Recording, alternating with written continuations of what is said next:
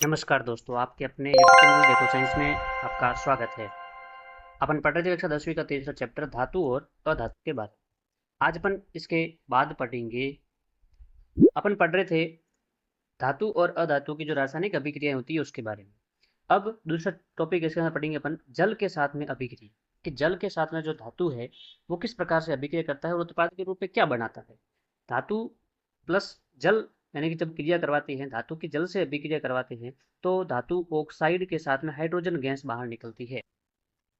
ठीक है। और धातु जो ऑक्साइड यहाँ पे बना है, इस धातु ऑक्साइड की अगर अपन जल के साथ में अभिक्रिया करेंगे तो यह धातु हाइड्रोक्साइड बनाएगा। यानी कि कुल मिला के बात ये है कि जब अपन धातु से धातु की क्रिया जल से करवाते हैं तो धातु ऑक्साइड बनेगा। ठीक है। और साथ में हाइड्रोजन गैस निकलेगी बाहर। और जो धातु ऑक्साइड बन रहा है उसकी जब अपन जल के साथ में अभिक्रिया करवाएंगे तो यह धातु हाइड्रोक्साइड बनेगा। यहाँ पे क्या बन रहा है? धातु ऑक्साइड बन रहा है। और यहाँ पे क्या बन रहेगा? यहाँ पे बनेगा धातु हाइड्रो ऑक्साइड बनेगा, यानी कि OH, धातु हाइड्रो ऑक्साइड बनेगा। अब किस किस प्रकार से अभिक्रिया होती है देखो। अब जैसे यहाँ पे देखो, ये धातु जो है, धातु अगर ठंडे जल के साथ क्रियाशील, कौन कौन सी धातु है ठंडे जल के साथ क्रियाशील होती है? तो यहाँ पे आपको ध्यान रखना है, सोडियम, पोटेशियम और कैल्शियम, ये ठंडे जल के साथ में क्रियाशील होती है। धातु जो होती है गर्म जल के साथ में क्रियाशील, कौन सी धातु? मैग्नीशियम जो है वो गर्म जल के साथ में क्रियाशील होती है। एल्यूमिनियम, आयरन और जिंक, ये जो होती है केवल भाप के साथ में क्रियाशील होती हैं धातुएं। इसी प्रकार से आगे अपन बात करें कैल्शियम, मैग्नीशियम के बारे में, तो ये जल के साथ अभिक्रिया करने पर तैरने लगती है। क्यों क्यों तैरती है? क्योंकि हाइड्रोजन गैस के बुलबुले धातु के साथ चिपक जाते हैं। हाइड्रोजन गैस के जो बुलबुले होते हैं वो धातु के साथ में चिपक जाते हैं, इसलिए यह तैरने लगते हैं जल के साथ अभिक्रिया करके।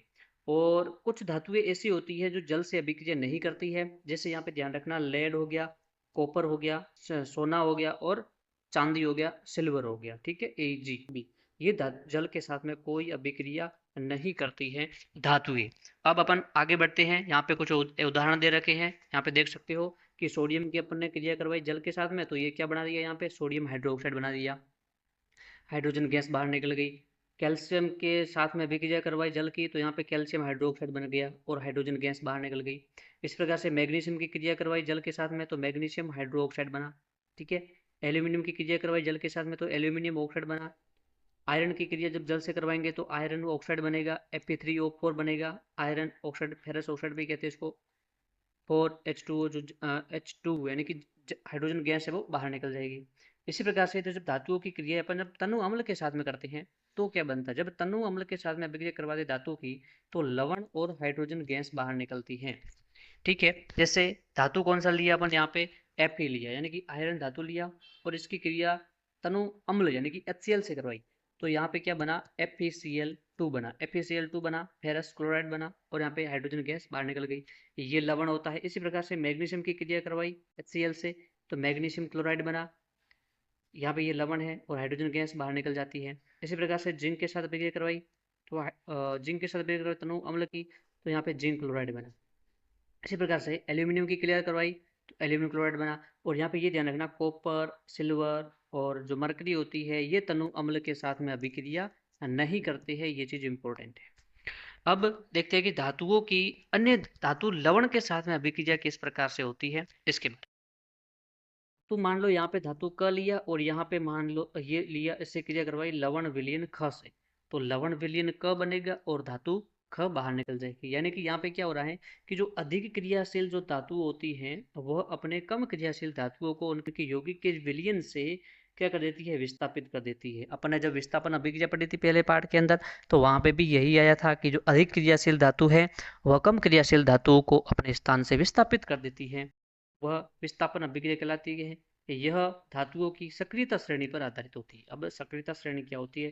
दिस इज इम्पोर्टेंट, ये आपको ध्यान रखना है कि इसके अंदर क्या होता है कि उनको आरोही क्रम में व्यवस्थित किया गया है। यानी कि जो सबसे ऊपर की ओर है ये तो है अधिक क्रियाशील धातुएं, और जो नीचे की ओर है ये है कम क्रियाशील धातु। यानी कि ऊपर से जब नीचे जाते हैं तो इसका जो क्रम है वो घटता जाता है, क्रियाशीलता का क्रम घटता जाता है। तो सबसे अधिक क्रियाशील धातु कौन सी हुई? ऊपर वाली। जस्ट अब ऊपर वाली कौन सी? जैसे सबसे ऊपर कौन है? पोटेशियम, तो पोटेशियम अधिक क्रिया, सबसे अधिक क्रियाशील धातु पोटेशियम है। उसके बाद में सोडियम, पोटेशियम और सोडियम की बात करें तो पोटेशियम अधिक है, सोडियम कम है, यानी कि पोटेशियम जो है ये क्या कर देगा, सोडियम को अपने स्थान से विस्थापित कर देगा। तो यहाँ पे ये अधिक क्रियाशील धातु कम क्रियाशील धातु को विस्थापित कर रही है। इसी प्रकार से कैल्शियम, पोटेशियम, सोडियम, कैल्शियम, फिर मैग्नीशियम, एल्यूमिनियम, जिंक, आयरन, उसके बाद में लेड हो गया। ठीक है, लेड के बाद में आती है हाइड्रोजन गैस। ठीक है, हाइड्रोजन गैस के नीचे आती है कॉपर, कॉपर के नीचे यहाँ पे Hg, मरकरी, और यहाँ पे Hg। ठीक है, सिल्वर, और यहाँ पे Au, सोना। तो सबसे कम क्रियाशील कौन सी है, सोना है। ठीक है, तो यहाँ पे ये आपको सक्रियता जो श्रेणी है, इसके तत्व कौन कौन से, ऊपर कौन सा है, नीचे कौन सा है, ये आपको ध्यान रखना है। ये चीज़ इंपॉर्टेंट है। ठीक है, अब आगे बढ़ते हैं। धातुओं की अधातुओं के साथ में अभिक्रिया। अब धातु जो है उसकी अधातुओं के साथ में अभिक्रिया करवाने पे क्या होगा, देखो। धातुओं की अभिक्रियाशीलता संयोजकता कोश को पूर्ण करने की प्रवृत्ति के साथ प्रवृत्ति के रूप में समझी जा सकती है। यहाँ पे ध्यान देना, ये क्या लिखा हुआ है कि धातु के जो परमाणु होते हैं वो संयोजकता कोश में इलेक्ट्रॉन त्याग करते हैं और धनाएं बनाते हैं, और जो अधातु परमाणु होती है उनकी संयोजकता कोश में इलेक्ट्रॉन ग्रहण करते हैं और ऋणायन बनाते हैं। कहने का मतलब ये है, ध्यान से देखना, कि जो अपन देखते हैं जो सोडियम होता है Na, सोडियम के ऊपर हमेशा प्लस चार्ज होता है। ऐसा क्यों होता है, क्योंकि जो प्लस चार्ज कब आता है, जब ये सोडियम जो होता है ये एक इलेक्ट्रॉन जब त्यागता है, एक इलेक्ट्रॉन त्याग देता है, तब इसके ऊपर प्लस चार्ज आता है। अब त्यागता कैसे है, देखो मैं यहाँ पे थोड़ा सा आपको बताता हूँ कि जो अष्टक नियम के बारे में, अष्टक नियम क्या होता है, यहाँ पे थोड़ा सा अपन देखते हैं अष्टक नियम के बारे में। अष्टक नियम, अष्टक नियम क्या होता है कि कोई परमाणु है, ठीक है, उसके अंदर अपने को इलेक्ट्रॉन भरने हैं, वो बाह्यतम कोश के अंदर कितने इलेक्ट्रॉन होने चाहिए, 8 इलेक्ट्रॉन होने चाहिए बाह्यतम कोश के अंदर। मतलब बाह्यतम कोश, जैसे सोडियम को अपन बात करते हैं, सोडियम है, तो सोडियम, पहले तो देखो सोडियम का परमाणु क्रमांक कितना होता है, 11 होता है। परमाणु क्रमांक 11 होता है, तो यानी कि इसके अंदर जब अपन इलेक्ट्रॉन अपन भरेंगे तो पहली कक्षा में कितने इलेक्ट्रॉन भरेंगे, 2 इलेक्ट्रॉन भरेंगे। उसके बाद में कितने भरेंगे, 8 इलेक्ट्रॉन भरेंगे। उसके बाद में कितना भरेंगे अपन, 1 इलेक्ट्रॉन भरेंगे। ये कैसे भरा जाता है, जैसे देखो यहाँ पे है क्या, सोडियम। ठीक है, तो सोडियम की पहली कक्षा ये हो गई। पहली कक्षा में कितने इलेक्ट्रॉन भरे अपन ने, पहली कक्षा में इलेक्ट्रॉन भरे अपन ने 2। ठीक है, ये दूसरी कक्षा इसकी हो गई। ठीक है, और यहाँ पे ये होगी इसकी तीसरी कक्षा। ठीक है, तो अपन किस प्रकार से यहाँ पे इलेक्ट्रॉन भरेंगे, देखो ये पहली कक्षा में अपन ने कितने भरे इलेक्ट्रॉन, 2 इलेक्ट्रॉन भरे, एक इलेक्ट्रॉन यहाँ पे आ गया और एक इलेक्ट्रॉन यहाँ आ गया। ठीक है, ये अपन ने 2 इलेक्ट्रॉन भर दिए। दूसरी कक्षा में 8 इलेक्ट्रॉन भरने हैं, ये 1, ये 2, ये 3, ये 4, ये 5, ये 6, ये 7, ये 8 भर दिए। अब तीसरी कक्षा में पीछे कितने बचे, यहाँ पे 2 और 8 10 हो गए, यहाँ पे एक 11, तो तीसरी कक्षा में कितने भरेंगे, 1 भरेंगे। अब इसको अष्टक पूर्ण करने के लिए बाह्यतम कोश में, अष्टक का मतलब है कि बाह्यतम कोश में कितने होने चाहिए, 8 इलेक्ट्रॉन होने चाहिए। अब इस सोडियम के अंदर मुझे बताओ कि बाह्यतम कोश में 8 है क्या इलेक्ट्रॉन, नहीं है ना, ये 8 इलेक्ट्रॉन, इसके पास एक ही इलेक्ट्रॉन है। अब तब क्या होगा कि अब ये, इसको कितने इलेक्ट्रॉन चाहिए अष्टक पूर्ण करने के लिए, 7 इलेक्ट्रॉन चाहिए। अब ये 7 इलेक्ट्रॉन लेने इसको क्या पड़ते हैं, बहुत भारी पड़ते हैं भाई। 7 इलेक्ट्रॉन कहाँ से ले, किसके साथ, किससे उधार ले।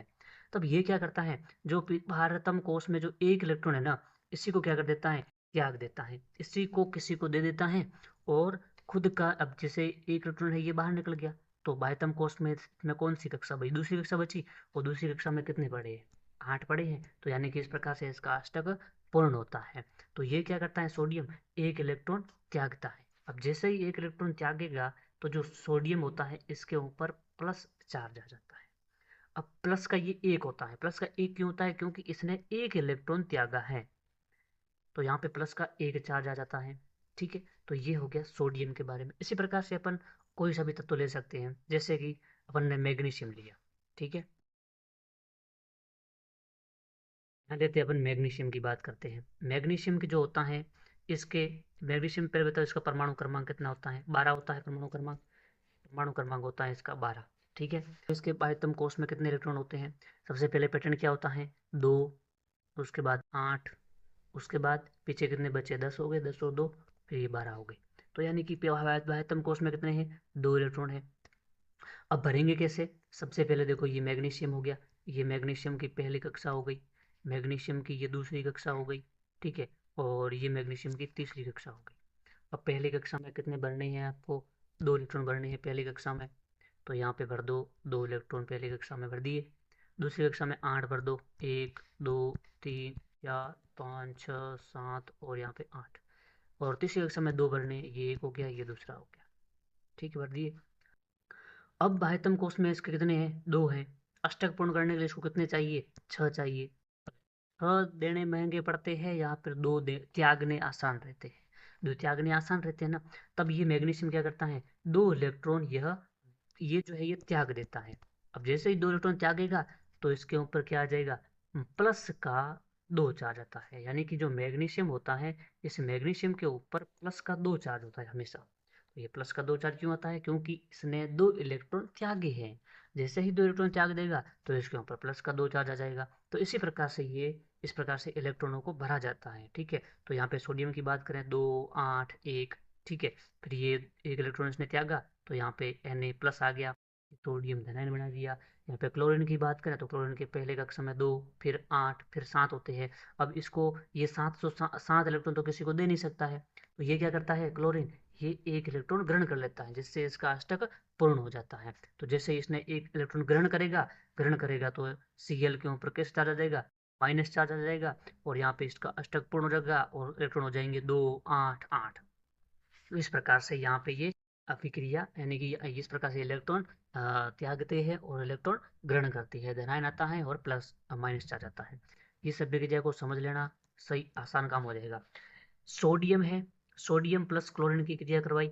ठीक है। तो यहाँ पे NaCl बनेगा। क्यों? क्योंकि देखो ये सोडियम के बाह्यतम कोष में एक होता है इलेक्ट्रॉन, तो ये एक इलेक्ट्रॉन त्याग के किसको दे देगा? क्लोरीन को दे देगा। और क्लोरीन को एक इलेक्ट्रॉन चाहिए अष्टक पूर्ण करने के लिए, तो ये सोडियम से ले लेगा। और यहाँ पे ये क्रिया हो जाएगी। क्रिया होने के बाद में यहाँ पे सोडियम के ऊपर आ जाएगा प्लस चार्ज और क्लोरीन के ऊपर आ जाएगा माइनस चार्ज। तो यहाँ पे क्या बन जाएगा उत्पाद के रूप में? NaCl बन जाएगा, यानी कि सोडियम क्लोराइड यहाँ पे बन जाएगा। तो ये इस प्रकार से क्रियाएं कुछ होती है। आज के लिए इतना ही, मिलते हैं नेक्स्ट वीडियो के अंदर। अगर चैनल में आप नए हो तो उसको सब्सक्राइब कर दो और लाइक कर दो, शेयर कर दो। ठीक है, मिलते हैं, धन्यवाद।